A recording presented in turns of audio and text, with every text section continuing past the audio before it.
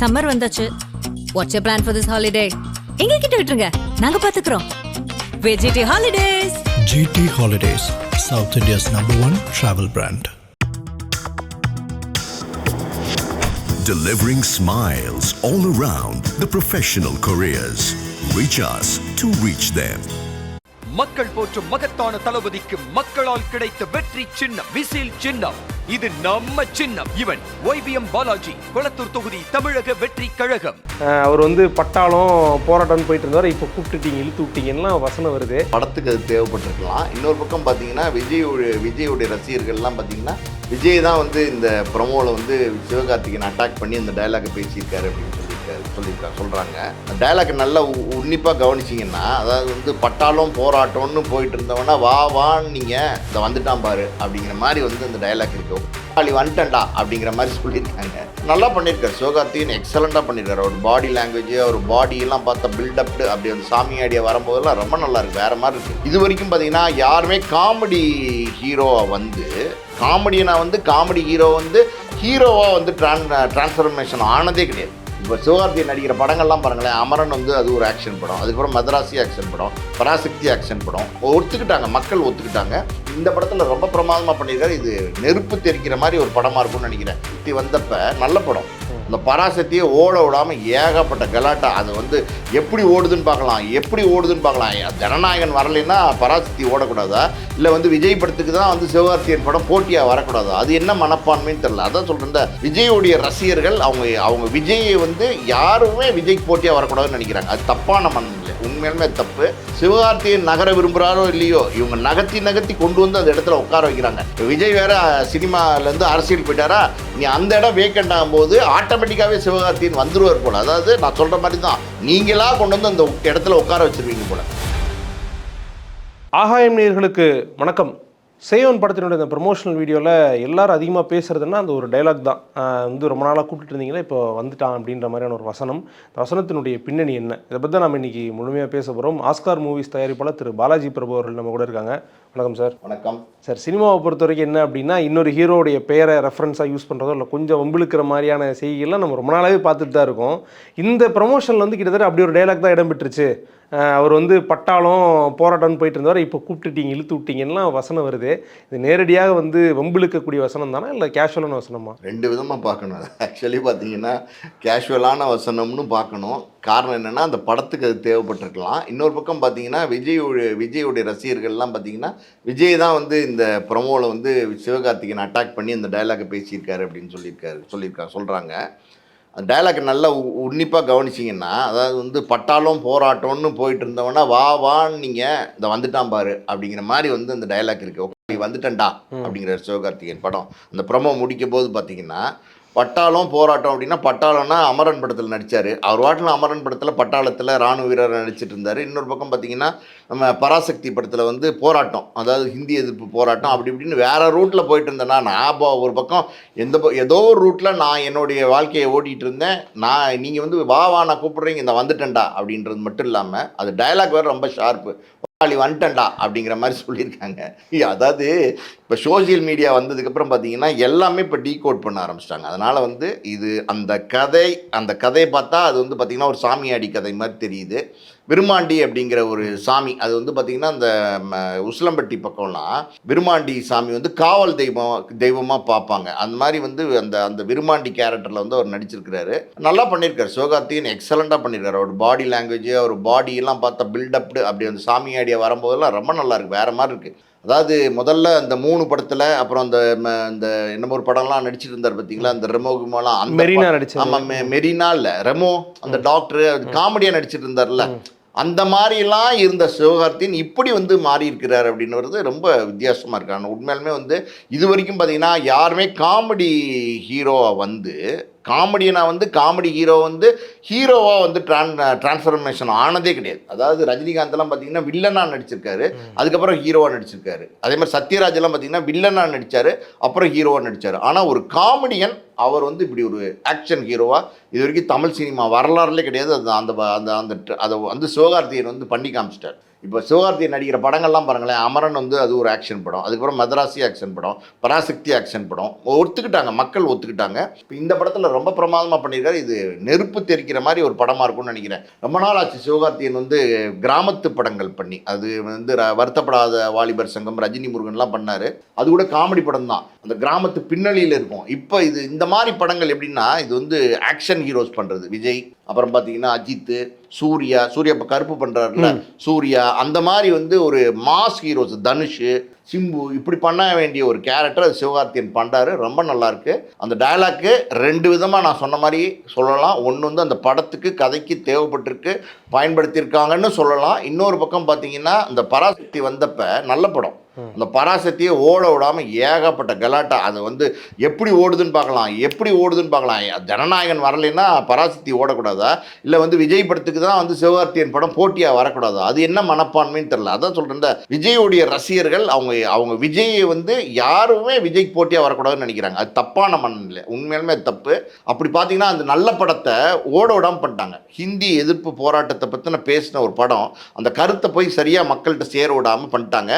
ஓடிச்சு, நல்லா தான் கலெக்ட் பண்ணிச்சு. 100 கோடி தாண்டி வந்து அது கலெக்ட் பண்ணிச்சு.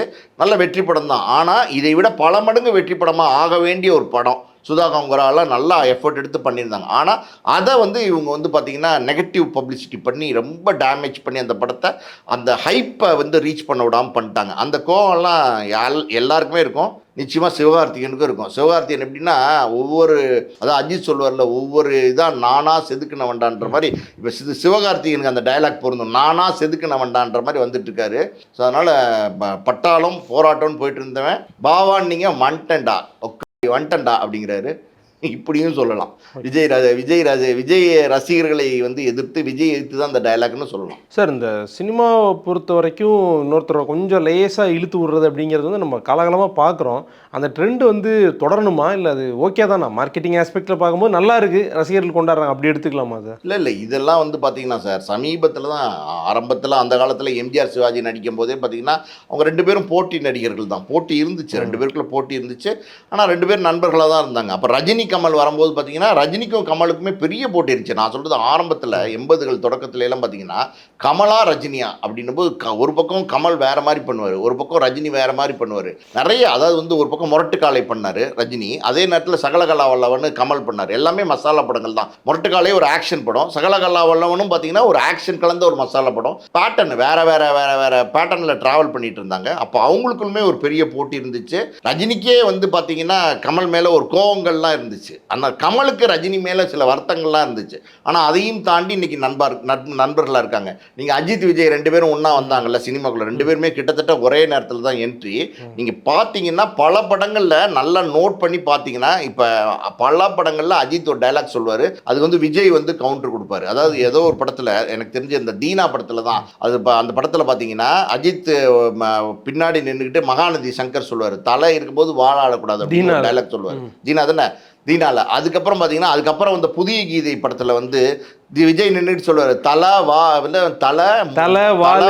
முண்டம் வாங்கடா எவனா இருந்தாலும் அப்படின்றார். எல்லாம் போட்டி டைலாக் தான். அஜித் ஒரு டான்ஸ் ஸ்டெப் போடுவார், விஜய் வந்து கவுண்டர் போடுவார். நிறையா அதெல்லாம் ஆரம்பத்துலேருந்து இவங்களுக்குள்ள ஒரு போட்டி இருந்துச்சுப்பா. இவங்களுக்குள்ள பரபரப்பான போட்டி படங்கள்லே இருந்துச்சு. ஆனால் ரஜினி கமலுக்குலாம் அப்படி இல்லை. ஆனால் இப்போ சிவகார்த்திகேயன் வந்து சீன்றாங்க. ஆக்சுவலி வந்து சிவகார்த்திகேயன் வந்து ஒரு படியாக மேலே வந்த ஒருத்தர் தான் நம்ம சொல்லணும். அவருடைய திறமை, அவருடைய உழைப்பு, அவருடைய கேல்குலேஷன், இங்கே சினிமாவில் இது எல்லாமே முக்கியம். அவர் கேல்குலேஷன், ஒரு படத்தை எப்படி தேர்ந்தெடுக்கிறது, எந்த படம் நம்மளை கொண்டு போய் சேர்க்கும், எந்த படம் சக்ஸஸ் ஆகும்னு ஒரு கேல்குலேஷன் இருக்கு பார்த்தீங்களா, அது அந்த சூட்சமம் தெரிஞ்சால் அந்த வெற்றியை நீங்கள், அந்த வெற்றி கண்ணியை நீங்கள் அடையலாம். அந்த மாதிரி சூட்சமம் தெரிஞ்சு சிவகார்த்திகேயன் வந்து அடுத்தடுத்து அவரை வந்து அவருடைய கேரியரு அதை வந்து ஏற்றத்துக்கு கொண்டு போயிட்டே இருக்காரு. ஆனால் அதே நேரத்தில் பார்த்தீங்கன்னா சிவகார்த்திகேயனுக்கும் விஜய்க்கும் போட்டி, அதை ஒன்றுமே இல்லைங்க. அந்த கோட் படத்தில் துப்பாக்கி கொடுத்தது தான் வினையாக போச்சு. அதுலேருந்து பயங்கர போட்டியாக நினைக்க ஆரம்பிச்சிட்டாங்க. போட்டி இப்போ அதுதான். இது வந்து நல்லதா கெட்டதா அப்படின்னா, இது நல்லதா கெட்டதாங்கிறதை விட இந்த ரசிகர்களுடைய போட்டி மனப்பான்மை இருக்குது பார்த்தீங்களா, அதை இனிமேல் நம்ம தவிர்க்க முடியாது. அப்படி தான் இனிமே அடுத்து இப்படி தான் போயிட்டுருக்கோம். இப்போ இதே மாதிரி ஒரு சூழல் வந்து சிம்புக்கும் தனுஷ்க்கும் வந்துச்சு ஆரம்பத்தில். அப்புறம் சிம்பு கொஞ்சம் பின்தங்கிட்டார் இந்த ரேஸில். தனுஷ் வந்து அப்புறம் வேறு ட்ராக்கில் அப்படியே போயிட்டார். ஆரம்பத்தில் இதே மாதிரி பிரச்சனை வந்துச்சு. ஸோ இப்போ வந்து சிவகார்த்திகேயனையும் விஜயையும் வந்து கம்பேர் பண்ணுறாங்க. சிவகார்த்திகேயன் அவர் வாட்டில் நடிச்சு போயிட்டு இருக்காரு. ஆனால் விஜய் வந்து விஜயோட படத்துக்கு தான் போட்டியாக பண்ணுறாரு, விஜயோட படத்துக்கு போட்டியாக வராரு அப்படின்லாம் அவரை வந்து வீணாக வம்பு கிழக்கிறாங்க. அதாவது சும்மா போகிறவனை வந்து சட்டையை பிடிச்சி வம்பு இழுத்தீங்கன்னு வச்சுங்களேன், அவன் 2 பட்டன் கிழிகிற வரைக்கும் சும்மா இருப்பான், 4 பட்டன் கிழிகிற வரைக்கும் சும்மா இருப்பான். சட்டையே கிழிச்சு பேர் பாடியோட நிறுத்துனீங்கன்னு வச்சுங்க, டே வாடா அப்படின்ற மாதிரி அப்படி முறுக்கிடுவான். எவனாக இருந்தாலும் எவனை வேணால் நீங்கள் சீட்டி பாருங்களேன், அப்படி முறுக்கிடுவான். அப்படி தான் சிவகார்த்திகேயன் முறுக்க ஆரம்பிச்சிட்டார். ஆனால் இந்த முறுக்கல் வந்து அவருக்கு ஏதாவது ஒரு விதத்தில் பெனிஃபிஷியலாக இருக்குமா சார்? அவருடைய ஸ்ட்ராட்டஜின்னு எடுத்துக்கலாமா? இல்லைனா இல்லை, இது என்ன, அதாவது வந்து இது தப்பான போக்கு, நியாயமாக பார்த்தா இது தப்பான போக்கு. ஆனால் இது வந்து பார்த்தீங்கன்னா இவருக்கு சிவகார்த்திகேயனுக்கு பெரிய ஒரு அட்ராக்ஷனை கொடுக்கும் நிச்சயமாக. பார்த்தீங்கன்னா ஏன் அப்படின்னா விஜய் இன்னைக்கு தமிழ் சினிமாவில் ஒரு முக்கியமான நடிகராக இருக்காரு. அவருக்கு போட்டியாக வந்து இவர் சொல்லலை, சிவகார்த்திகேயன் சொல்லலை, விஜயோடைய ரசிகர்கள் வந்து பேச ஆரம்பிச்சிட்டாங்க. தலைவனுக்கு நீ போட்டியா அப்படிங்கிற மாதிரி வந்து சொல்லும் போதே பார்த்தீங்கன்னா போட்டியை கொண்டு வந்துட்டாங்கன்னு அர்த்தம். அப்போனா அர்த்தம் என்ன அர்த்தம்னா சரிசமமாக கொண்டு வந்துட்டாங்கன்னு அர்த்தம். சரிசமமாக இருந்தால் தானே போட்டியாக கொண்டு வர முடியும். அப்போ கொண்டு வந்துட்டாங்கன்னும் போது அது வந்து விஜய் அப்படின்னும் போது தமிழ் சினிமாவில் இன்னைக்கு நம்பர் 1 இருக்கார். ரஜினி, விஜய், இந்த 2 பேருக்கு இருக்கிற மார்க்கெட் இருக்கு பார்த்தீங்களா, இதுதான் டாப். 2 பேருக்கு இருக்கிற பிஸ்னஸ், 2 பேருக்கு இருக்கிற ஓப்பனிங், 2 பேருக்கு இருக்கிற ஆடியன்ஸ் எல்லாம் அது வேற. அந்த இடத்துக்கு வந்து சிவகார்த்திகேயன் நகர விரும்புகிறாரோ இல்லையோ, இவங்க நகர்த்தி கொண்டு வந்து அந்த இடத்துல உட்கார வைக்கிறாங்க. இப்போ விஜய் வேற சினிமாலேருந்து அரசியல் போயிட்டாரா, நீ அந்த இடம் வேக்கண்ட் ஆகும்போது ஆட்டோமேட்டிக்காகவே சிவகார்த்திகேயன் வந்துருவார் போல். அதாவது நான் சொல்கிற மாதிரி தான், நீங்களாக கொண்டு வந்து அந்த இடத்துல உட்கார வச்சிருவீங்க போல். சார், இந்த படத்துடைய டேரக்டர் தான் தாய் கிழவியும் வந்து எடுத்திருக்காரு. ஸோ எஸ்கே வந்து ஒரு டேரக்டரை சூஸ் பண்ணுறாரு அப்படின்னா நிறைய ஆஸ்பெக்டில் பார்ப்பார். வேறு சில படங்கள்லாம் கமிட் ஆயிருந்தவர் டக்குன்னு இந்த படம் பண்ணுறதுக்கான காரணம் என்ன சார்? இல்லை அந்த வெங்கட் பிரபு சாருடைய படம்லாம் வருமா இதுக்கப்புறம்? இல்லை, வெங்கட் பிரபுவோட படம் வந்து தொடங்கி அதில் வந்து பார்த்திங்கன்னா அந்த டிஏஜிங் வேலையெல்லாம் போய் யூஎஸில் போய் எல்லாம் பண்ணிகிட்டு இருந்தாங்க. அதுதான் அடுத்து சிவகார்த்திகேயனோட படமாக இருக்க போகுதுன்னு சொன்னாங்க. இன்னொரு பக்கம் பார்த்தீங்கன்னா அந்த டான் டைரக்டர் இருக்கார்ல, சிபி சக்கரவர்த்தி, அவரோட படம் ஒன்று வந்து தொடங்குறதா இருந்தாங்க. அதுவும் தொடக்க நிலையில் தான் இருந்துச்சு. அது வந்து இந்த பேஷன் ஸ்டுடியோஸ் தயாரிக்க போகிறதா இருந்தாங்க. அதில் தயாரிப்பில் கொஞ்சம் சிக்கல், தயாரிப்பு நிறுவனத்துக்கு கொஞ்சம் ஃபைனான்ஸ் சிக்கல் இருந்துச்சு. ஸோ அது அப்படியே நகர்ந்துகிட்டே இருக்கிற காலகட்டத்தில் தான் பார்த்தீங்கன்னா சிபி சக்கரவர்த்தி ரஜினிக்கு கதை சொல்லி அங்கே ஓகே அங்கே போயிட்டார், அப்படி ஷிஃப்ட் ஆகிட்டார். ஸோ அந்த ப்ராஜெக்டே இப்போ நடக்கிறதுக்கான வாய்ப்பு இல்லை. ஏன்னா ரஜினி படம் பண்ண போயிட்டாருன்னா இனி அவர் திரும்பி வர்றதுக்கு 1 வருஷத்துக்கு குறைஞ்சதாகும்.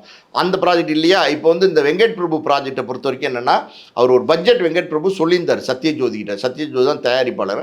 அந்த பட்ஜெட் வந்து பார்த்தீங்கன்னா பெரிய ஓவர் பட்ஜெட். ஆக்சுவலி சிவகார்த்திகேயனுக்கு நல்ல பிஸ்னஸ் இன்னைக்கு வந்துருச்சு, நல்ல மார்க்கெட்லாம் இருக்குது. இருந்தாலும் ஒரு ஓவர் பட்ஜெட் எப்போவுமே வந்து தயாரிப்பாளர்கிட்ட ரொம்ப அதிகப்படியான பட்ஜெட். இன்றைக்கி வந்து ஒன்றும் இல்லை, இன்னைக்கு வந்து ஒரு 100 ரூபா வியாபாரம் ஆகிற ஒரு நடிகருக்கு 50 ரூபா 80 ரூபா செலவழிக்கலாம் அப்படின்னா அது வந்து 1000 ரூபா செலவழிக்கணும் யாராக இருந்தாலும் பயப்படாங்க. அப்படியே வந்து பெரிய ஹைப்டு பட்ஜெட்டு. அதை வந்து சத்யஜோதி சொல்லும் போது அவங்க பட்ஜெட்டை குறைங்க, இந்த பட்ஜெட்டில் நம்ம போக முடியாது அப்படின்னு ஒரு அபிப்பிராயத்தை சொல்கிறாங்க. அதுக்கும் காரணம் என்னென்னா அமரனுடைய வெற்றி, அதுக்கப்புறம் சிவகார்த்திகேயனுடைய ரேஞ்சு வேற, அதான் உண்மை. அதுக்கப்புறம் சிவகார்த்திகேயன் கொடுத்த மெதராசி படம் இருக்குது பார்த்தீங்களா, அது அந்த எக்ஸ்பெக்டேஷனை ரீச் பண்ணல. அது வந்து முருகதாஸ் டைரக்ட் பண்ணாரு, கமர்ஷியல் படம் தான். அது ஒரு எக்ஸ்பெக்டேஷன் சொல்லுவாங்கல்ல, சொல்லும் போதே கொஞ்சம் அந்த படத்தை மட்டும் எக்ஸ்க்ளூட் பண்ணிடுறாங்களோ. ஆமா, யாரா இருந்தாலும் எப்படின்னா வெற்றி படங்களை தான் அடுத்து சொல்லிக்கிறதுக்கு விரும்புவாங்க, வெற்றியை தான் தக்க வச்சுக்க விரும்புவாங்க. அந்த மாதிரி பார்த்தீங்கன்னா அது வந்து கொஞ்சம் சிவகார்த்திகேயன் அது நல்லா ஓடிச்சு கலெக்ட் பண்ணிச்சுன்னா கூட அந்த தயாரிப்பாளருக்கு நஷ்டம், கிட்டத்தட்ட ஒரு 60 கோடி நஷ்டங்கிறாங்க. ஸோ அது வந்து ஒரு பெரிய வெற்றியை சிவகார்த்திகேயன் கொடுக்கல. அதுக்கப்புறம் இந்த பராசக்தி படம் இருக்குது பார்த்தீங்களா, அது மிகப்பெரிய வெற்றியாக இருக்கும். சிவகார்த்திகேயனுடைய கேரியரில் இது வேறு மாதிரியான ஒரு மாஸ்டர் பீஸாக இருக்கும் அப்படின்னு எதிர்பார்த்தது உண்மை. படமும் நல்லா வந்திருந்தது, அதெல்லாம் வந்து எந்த மாற்று கருத்து கிடையாது. சுதா கொங்கரா ரொம்ப நேர்த்தியாக வந்து படத்தை வந்து சொல்லியிருந்தாங்க. ஆனால் இந்த நடுவில் இந்த கன்ஃபியூஷன், இந்த ஜனநாயகன் பராசக்தி ஒன்றா வருது, அடுத்து 9ஆம் தேதி இது 10ஆம் தேதி இது இதுன்னு ஒரே கிளாஷ். சோஷியல் மீடியா ஃபுல்லாக பார்த்தீங்கன்னா விஜய் ரசிகர்கள் வந்து இந்த படத்தை பற்றி நிறைய நெகட்டிவிட்டி, டோட்டல் நெகட்டிவிட்டியை ஸ்ப்ரெட் பண்ணி இந்த படத்தையே விடாத அளவுக்கு நெகட்டிவிட்டி ஸ்ப்ரெட் பண்ண ஆரம்பிச்சிட்டாங்க. நல்லா இல்லை, அப்படி இப்படி ஏகப்பட்ட விஷயங்கள். ரிலீஸ் ஆனதுக்கப்புறம் கூட பாருங்களேன், அந்த ரிப்போர்ட்டு அதை டிவைடடாக கொண்டு போயிட்டாங்க. ஒரு ரிப்போர்ட்டு சூப்பர் அப்படின்னு வரதை விட்டுட்டு பரவாயில்ல பார்க்கலாம், அப்படி இப்படி நல்லா இல்லையா அப்படி இப்படின்னு பிரித்து விட்டு சுதா கொங்கராவே அவங்க வருத்தத்தை தெரிவிச்சிருந்தாங்க. நடிகர் பேரை சொல்லாமல், விஜய் பேரை சொல்லாமல் அவங்களும் ட்வீட் போட்டிருந்தாங்க. அந்த படத்தினுடைய இணை தயாரிப்பாளரும் விஜய் பேரை சொல்லி ட்வீட் போட்டிருந்தாரு. ஆனால் நடந்த உண்மை என்ன அப்படின்னா, நல்ல படம், அது நல்ல படம். ஆனால் அதை வந்து அந்த கலெக்ஷனை அடைய விடாமல், அந்த வெற்றியை அடைய விடாமல் பார்த்தீங்கன்னா அது தடுக்கப்பட்டது. ஸோ இது ரெண்டுமே வந்து எப்படின்னா சிவகார்த்திகேயனுக்கு வந்து இப்போ நடுவில் அமரனுக்கு அப்புறம் அந்த 2 படங்கள் அது அந்த ரீச்சை அடைய அமையலைன்னும் போது இப்போ வந்து இந்த இப்போ சத்யஜோதி படம் இருக்கு பார்த்தீங்களா, சிவகார்த்திகேயன் அண்ட் வெங்கட் பிரபு, அந்த பட்ஜெட்டுக்கு பண்ணால் அதுக்கேற்ற மாதிரி வியாபாரம் ஆகாது அப்படின்னு அந்த ப்ரொடியூசருக்கு ஒரு தயக்கம் இருந்ததுனால அது கொஞ்சம் தள்ளி தள்ளி போயிட்டு இருந்துச்சு. இதுக்கு நடுவில் வந்து தாய்க்கிழவி ப்ராஜெக்டை பற்றி சொல்லணும்னா, இந்த சிவகுமார் முருகேசன் டேரக்டரு இவர் இந்த தாய்க்கிழவி கதையை வச்சுட்டு ரொம்ப நாளாக வந்து ட்ராவல் பண்ணிட்டு இருக்காரு. இன்னும் கூட நான் கேள்விப்பட்ட தகவல் என்னென்னா, ஒரு வாரம் கூட வேற ஏதோ ஆர்டிஸ்ட்லாம் வச்சு ஷூட் பண்ணிட்டார். ஓகே. ஆமாம், தாய்க்கிழவி ராதிகா நடிக்காமல் வேற ஏதோ ஆர்டிஸ்ட்லாம் வச்சு ஷூட் பண்ணி அது ஏதோ நல்லா இல்லை அப்படின்னு சொல்லி, அது நல்லா இல்லைன்னா அது நினச்ச மாதிரி வரணும். ஒரு ப்ராஜெக்ட் ஒரு நல்ல கதை அது நினச்ச மாதிரி வரணும், அதுக்கு நினச்ச மாதிரி ஆர்டிஸ்ட் வேணும், எல்லாம் வேணும், ப்ரொடக்ஷன் ஹவுஸ் நல்லா இருந்தால் தான் அந்த உங்களுக்கு அந்த கம்ஃபர்ட்ஸை பண்ணி கொடுக்க முடியும். இப்போ செலவழிச்சா தானே உங்களுக்கு படத்தில் ரிச்னஸ் வரும். அது ஒரு 4-5 நாள் ஷூட் போய் அது நின்று அதுக்கப்புறம் அது தொடர்ந்து ராதிகாவை முயற்சி பண்ணி, ராதிகாவே சொல்லியிருக்கிறாங்க பேட்டியில், நான் அவர் அந்த டேரக்டருக்காண்டி தான் அந்த படத்தை பண்ணேன் அப்படின்னாங்க. அந்த அளவுக்கு வந்து ராதிகா விடாமல் தொந்தரவு பண்ணி அவர் ராதிகா நடிக்கிறேன்னு சொல்லி அது எஃபர்ட் எடுத்து அந்த படத்தை பண்ணி இப்போ இந்த படம் வந்து ரொம்ப நல்ல பேர். இப்போ தாய்க்கிழவி படம் வந்து சூப்பராக இருக்குது, வேற மாதிரி இருக்குது அப்படின்னு சொல்கிறாங்க. இன்னும் படம் வெளியில் வரல, 27 பிப்ரவரி ரிலீஸ் ஆகுது.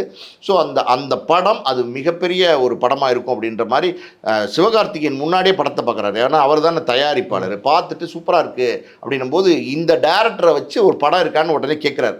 ஏன் கேட்குறாரு அப்படின்னா, இவருக்கு ஆல்ரெடி வந்து பார்த்தீங்கன்னா இந்த இது சிபி சக்கரவர்த்தி படம் தள்ளி போச்சு, இந்த பக்கம் வெங்கட் பிரபு சத்யஜோதி படம் தள்ளிக்கிட்டே போகுது, நடுவில் கமிட்மெண்ட் இல்லாமல் இருக்கார். அதனால் ஒரு படம் கதை இருக்கா அப்படின்னு கேட்கும்போது குறுகிய பட்ஜெட்டில் ஒரு கதை ஒன்று உடனே வந்து அந்த டேரக்டர் வந்து சிவகார்த்தி என்று சொல்கிறாரு. இது கிட்டத்தட்ட ரஜினி சாருடைய அந்த ஃபார்முலா மாதிரி இருக்கே, ஒரு டேரக்டர் வந்து நல்ல கிராஃப்ட் வச்சிருக்காருன்னா அவர்கிட்ட போயிட்டு யாராக இருந்தாலும் அதாங்க விரும்புவாங்க. நீங்கள் வந்து சிவகார்த்தியன் வந்து இந்த பராசக்தி படத்தை எப்படி தேர்ந்தெடுத்தாரு, சூர்யாவுக்கு போன ப்ராஜெக்ட், புறநானூறுன்னு சூர்யாவுக்கு போன ப்ராஜெக்ட், சூர்யா இல்லைன்னு வெளியில் வந்ததுக்கப்புறம் பார்த்தீங்கன்னா இது தனுஷ்க்கு போன ப்ராஜெக்ட். இன்னும் பல பேர் வந்து இந்த ப்ராஜெக்டில் நடிக்கணும்னு விருப்பப்பட்டு ட்ரை பண்ணிட்டு இருக்கும்போது கரெக்டாக சிவகார்த்தியன் வந்து அது காயின் பண்ணி தூக்குனாரு அந்த ப்ராஜெக்டை. இதெல்லாம் ஒரு கால்குலேஷன் தான். நீங்கள் வந்து நீங்கள் ஒரு வெற்றியாளனாக வந்ததுக்கப்புறம் உங்களை வெற்றியை தக்க வச்சுக்கிறதுங்கிறது ரொம்ப கஷ்டம் சினிமாவை பொறுத்த வரைக்கும். அந்த ஃபார்முலா ரஜினி ஃபார்முலா தான். நீங்கள் சொன்ன மாதிரி இன்னை வரைக்கும் பாருங்கள் 50 வருஷமாக அந்த வெற்றியை தக்க வச்சுக்கிறாரு. அது காரணம் என்னன்னா, யங்ஸ்டர்ஸோட பயணிப்பார். ஒரு பக்கம் லோகேஷ் கனகராஜோட போவார், கார்த்திக் சுப்ராஜோட போவார், நெல்சனோட போவார். இப்போ பாருங்கள் சிபி சக்கரவர்த்தி டான் படத்தோட டேரக்டரோட போகிறாரு. புதுசாக வந்தால் கூட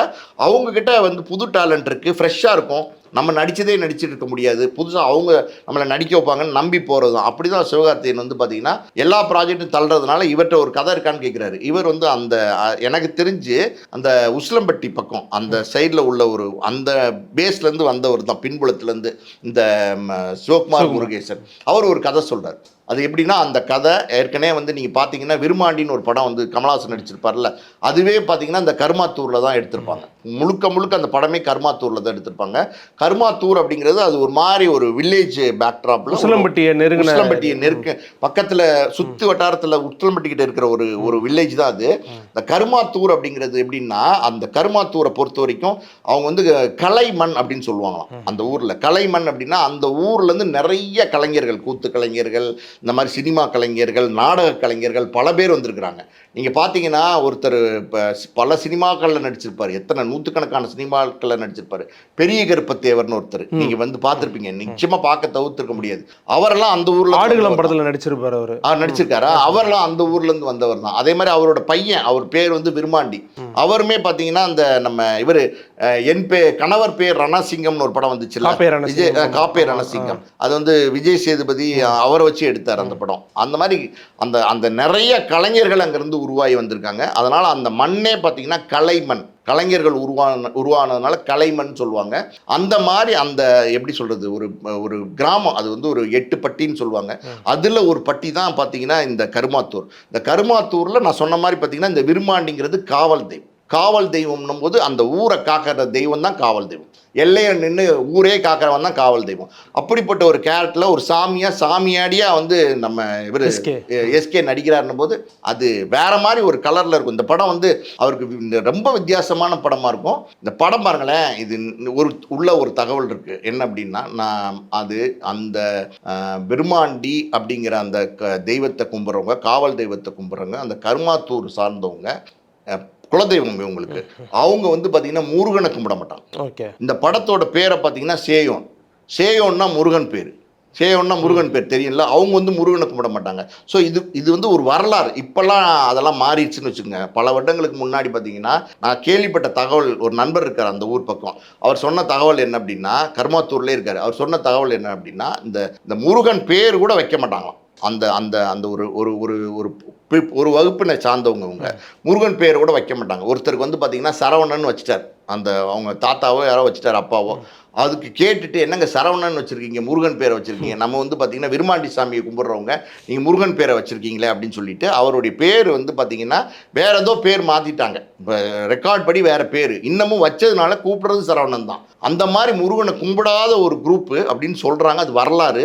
இப்போ இந்த படத்தினுடைய பேர் வந்து சேயோனுங்கிறது முருகனுடைய பேர். ஸோ இது ரெண்டையும் கனெக்ட் பண்ணுறோம் அப்படின்னும் போது இதுக்குள்ளே என்ன சொல்ல போகிறாங்க அப்படின்னு ஏதோ ஒரு உள்ளுக்குள்ளே ஏதோ ஒரு விஷயத்த சொல்ல போகிறதா தெரியுது. ஸோ அந்த படைப்பாளி நம்ம சொன்ன மாதிரி பார்த்தீங்கன்னா அந்த பின்புலத்துலேருந்து வந்திருக்கிறாரு, அதை பற்றி நல்லா தெரிஞ்சவராக இருந்திருப்பார். ஸோ நிச்சயமாக அது விஜய் அதாவது சிவகார்த்திகேயனுக்கு ஒரு பெரிய வெற்றி படமாக, பெரிய மைல்கல்லாக இருக்கும். அது அதாவது ஷார்ட் ஸ்பேனில் தயாரிக்கிறாங்க. ஆயுத பூஜைக்கு வருது போல் படம் அறிவிச்சிட்டாங்க. ஸோ ராஜ்கமல் இன்டர்நேஷ்னல், அது ஆல்ரெடி அமரன் சிவகார்த்திகேயன் கூட்டணி மிகப்பெரிய வெற்றி, மறுபடியும் 2 பேரும் சேர்ந்துருக்கிறாங்க. ஸோ இந்த படம் எதிர்பார்த்த வெற்றி கிடைக்கும் நம்பலாம். ஓகே சார், இந்த லாஸ்ட்டில் நீங்கள் சொன்ன தகவல் வந்து ஒரு சில பேருக்கு மட்டும் தான் தெரிஞ்ச தகவலாக இருக்கும்னு நினைக்கிறேன். அது ரொம்ப எக்ஸ்க்ளூசிவாக இருந்துச்சு. நீங்களும் உங்களுடைய கருத்துக்கள் அந்த ட்ரெய்லர் பார்த்துருந்தீங்க அப்படின்னா உங்களுடைய கருத்துக்களை சொல்லுங்கள். நன்றி சார். நன்றி. சம்மர் வந்தாச்சு. Watts plan for this holiday? எங்க கிட்ட விட்டுருங்க, நாங்க பாத்துக்கிறோம். VGT Holidays. GT Holidays, South India's #1 travel brand. Delivering smiles all around, the professional careers. Reach us to reach them. மக்கள் போற்றும் மகத்தான தளபதிக்கு மக்களால் கிடைத்த வெற்றி சின்னம் விசில் சின்னம்.